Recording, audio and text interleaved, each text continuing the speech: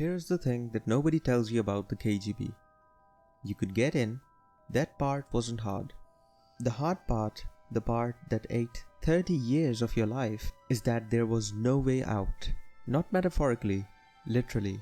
There was no resignation letter, no 2 weeks notice, no I have decided to pursue other opportunities. You walked through a door in 1963 and that door is locked behind you. You didn't hear the lock because it didn't make a sound. And by the time you understand what had happened, you were already too deep to do anything about it. But I am getting ahead of myself. You're 21, Moscow State University, 1963, and you believe in this stuff, genuinely believe, not the way most of your classmates believe, which is to say, they clap at the right times and laugh about it at the bar afterwards. You are the real deal. Your father was a teacher who died thinking the Soviet project meant something, and you believe it because the alternative is admitting your father died for nothing. And you're not ready for that conversation yet. Not at 21, or maybe not ever.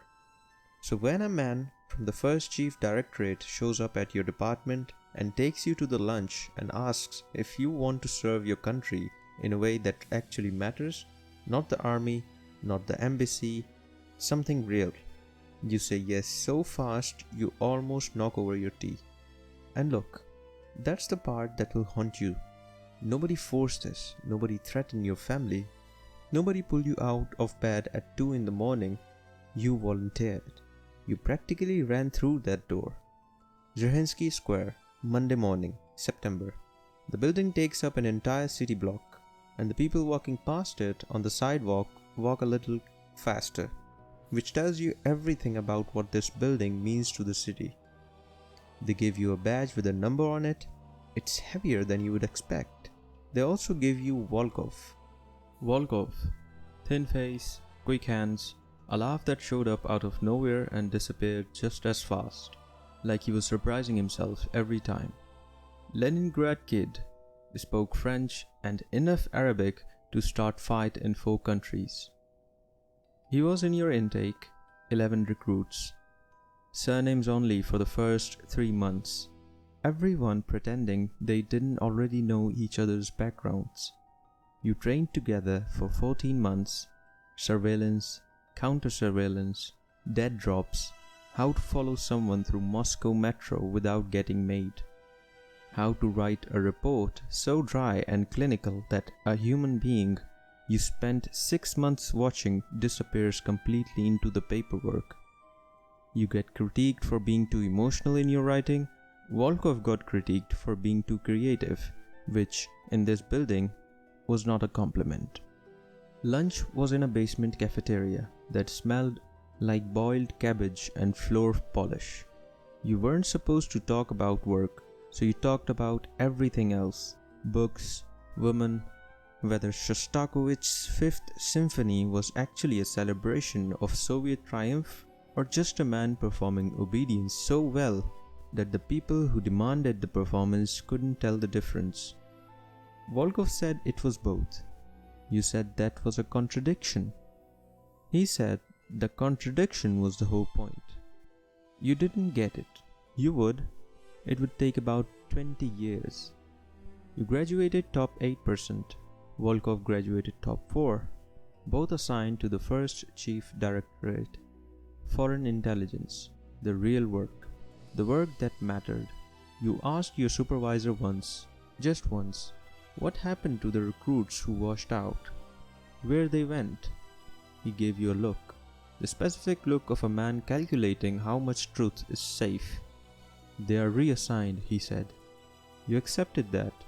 You hadn't learned that reassigned was a word with a locked room behind it. They posted you to Leningrad, running informants.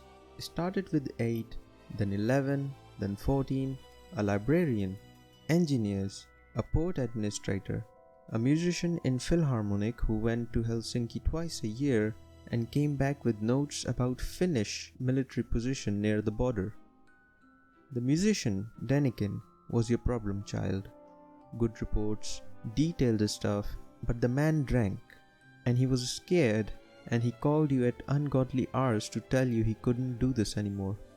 You'd calm him down, tell him his work mattered, tell him the state appreciated him, the usual. Then one night, 3 in the morning, he calls and he's done. Says the fear is eating him alive. Says he can't sleep. Says he wants out. You told your supervisor made a note. That's it, just a note. A week later, 2 men from the Second Directorate visited Denikin. You don't know what they said, you'll never know, but his next report arrived right on schedule and he stopped calling you at 3 in the morning, and that was that. Except, his reports changed. They were still detailed, still precise, but something was gone from them. Some quality you couldn't put a name to. Like the difference between a letter from someone who wants to write to you and a letter from someone who has been told to. You mentioned this to Volkov over drinks. He was in Berlin by then. You only saw him when he rotated through Moscow on leave. He was quiet for a while. Then he said, "That's what compliance sounds like when it replaces conviction." And you sat there thinking about your own reports, which were also detailed, also precise, and you wondered whether someone reading them could hear the same thing. They sent you abroad, 3 years in Brussels as a Swiss engineer named Weber. Machine tools, real apartment, real job, real neighbors who thought you were exactly the boring thing you pretend to be. The loneliness was the thing training never mentioned. Not the danger, not the moral math, the loneliness.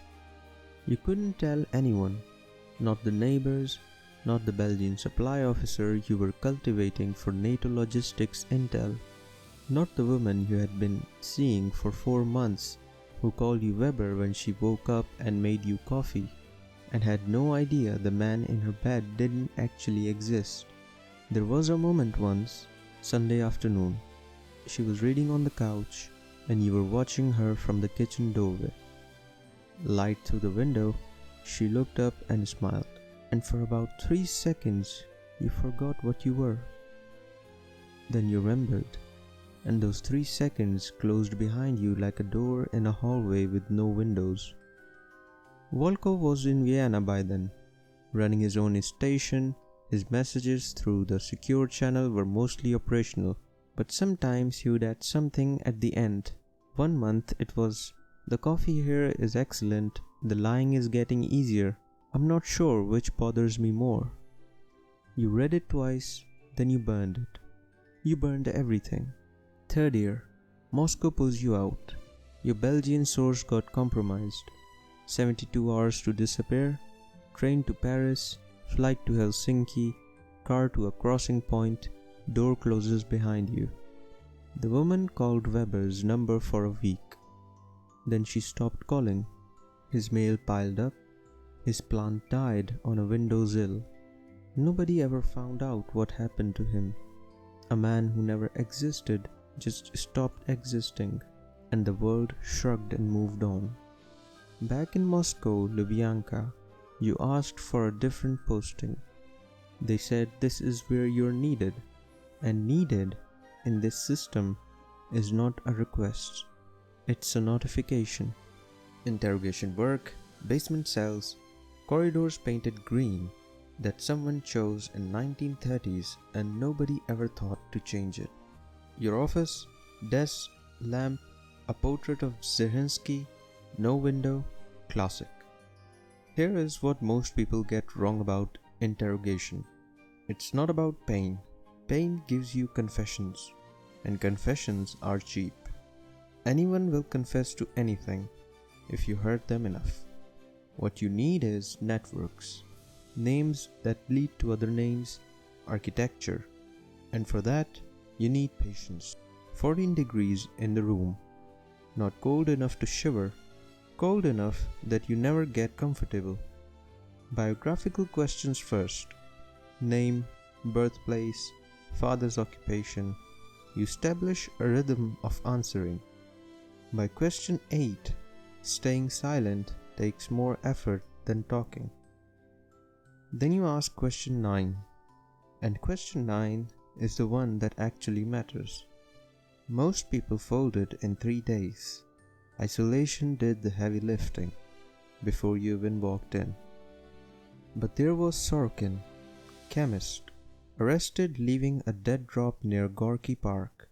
This guy, 11 days, just sat in the chair, stared at a spot above your head, and gave you absolutely nothing. 11 days of silence. By day 7, you actually respected him. By day 9, you had figured out what was going on. He wasn't protecting an ideology. He was protecting a person. Someone he cared about enough to sit in a metal chair for 11 days in a 14-degree room and say nothing. You found her in a file. A colleague. A trip to Tallinn that was never officially reported. You didn't threaten him, didn't raise your voice, just placed a single piece of paper on the table, face up.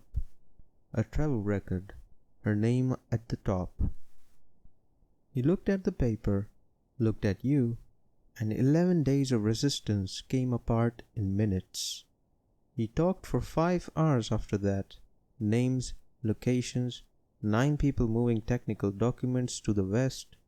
Sorkin got 8 years. The woman was never charged. She was more useful as a source. You went home at 7. Your wife asked how your day was. You said routine. She asked about the cinema Saturday. You said sure. You told Volkov about Sorokin. You were drunk. The only time in your entire career you discussed a live case outside the chain. Volkov listened. Long silence. Then he said, "The worst part isn't breaking them. The worst part is that you're good at it." You didn't have an answer for that one. You finished your drink and went home and slept fine. You had learned to sleep fine in the first year. And honestly, the fact you had learned to sleep fine was probably the thing you should have been most worried about. Vienna, running the station, 11 officers, 41 sources, 3 countries. You had requested this. After Lubyanka, you needed work that pointed outward, building networks instead of breaking people. You told yourself it was operational. It was also running away, and you knew it. And knowing it didn't change anything because the system doesn't care who you serve. Just that you do. Volkov was back in Moscow. Department 8. Active measures. Disinformation. Fabricated documents. The business of manufacturing reality for export. He wrote to you less. When he did, the personal lines at the end of his messages had stopped. Just operational. Just the job. That bothered you more than you expected. March 1979, your best source, a West German foreign ministry guy, ideologically motivated, no money involved, gets rolled up. Arrested in Bonn at 4 in the morning. His wife was in the kitchen when they came through the door. You spent 4 days assessing the damage, pulled operations, burned informants, all while going to embassy parties and shaking hands and smiling like your network wasn't on fire. Moscow sent a cable. 9 words. What did you know and when did you know it? You wrote 12 pages of careful nothing. The reply, assessment received. Continue operations. So you continued. But that detail, the wife in the kitchen at 4 in the morning, it stuck. You thought about your own wife, your own kitchen, 4 in the morning. It was the first time in 17 years you had thought about the cost of what you do to someone other than yourself. It wouldn't be the last time, but it was the first. And first things land different. 1983, Moscow. Desk at Yasenevo, 20 years in, 41 years old.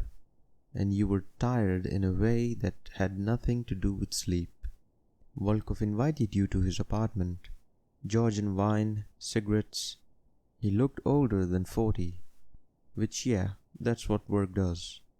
He talked for 2 hours, Not about operations, about the system, what it was, what it had made him.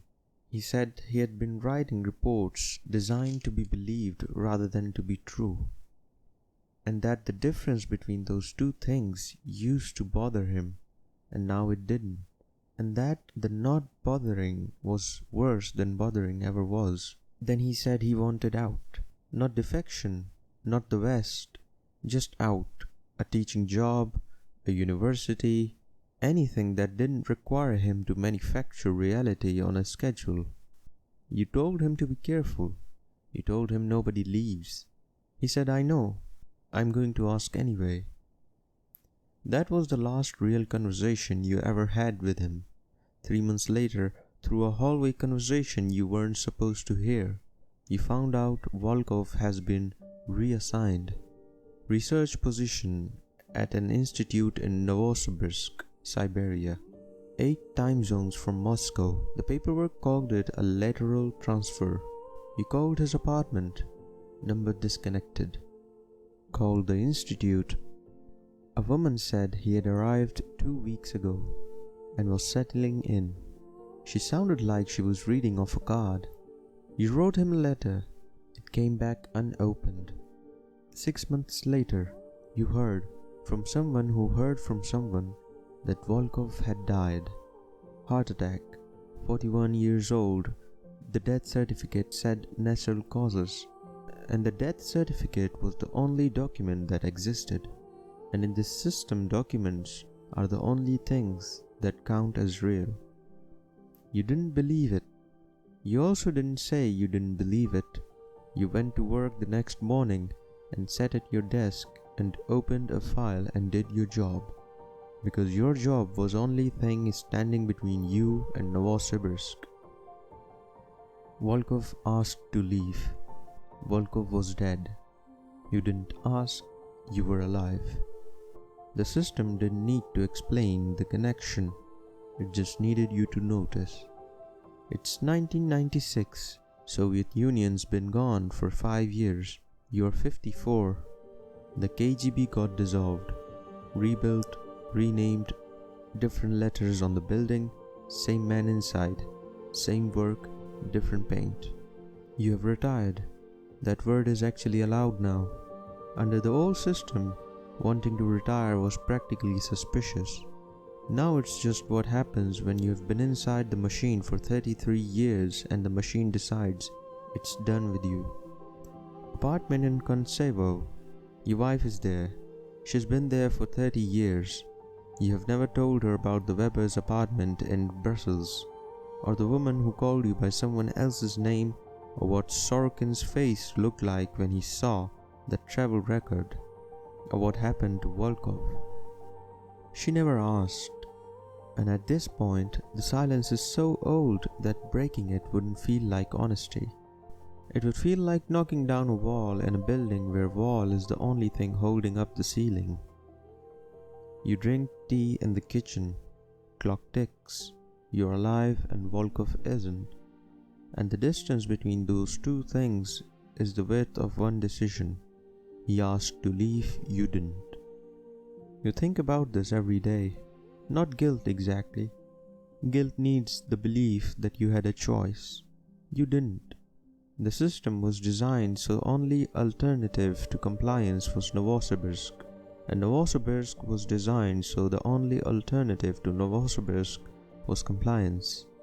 The logic is a circle and the circle is a cage, and you lived inside it for 33 years. You go to the cemetery once a year. There is a stone with Volkov's name on it, the dates, nothing else. You stand there and you don't say anything because talking to the dead is something people do in movies, and you're not in a movie. You're just a man standing in front of a rock. You think about the cafeteria, the cabbage smell, the Shostakovich argument, his laugh that came out of nowhere, the line from Vienna. The coffee here is excellent, the lying is getting easier, I'm not sure which bothers me more. You burned that letter. You burned everything. But you can still read it in your head, word for word. So burning isn't the same as destroying. Some things survive being erased. They live in the gap between what happened and what the file says happened. The woman from Brussels, you think about her sometimes. The Sunday afternoon, the light, the 3 seconds. She's probably 60 by now. Kids, maybe. She probably wonders about Weber occasionally. The Swiss engineer who vanished one Wednesday and never came back. She has no idea that Weber once watched her read a book and forgot what he was for 3 seconds, and that those 3 seconds were the closest he ever got to being an actual person. You don't think about this with sadness. Sadness is a feeling, and feelings are something you learn to postpone in the first year. You think about it the way you would think about a closed file. The data is there, conclusion is classified. Case closed.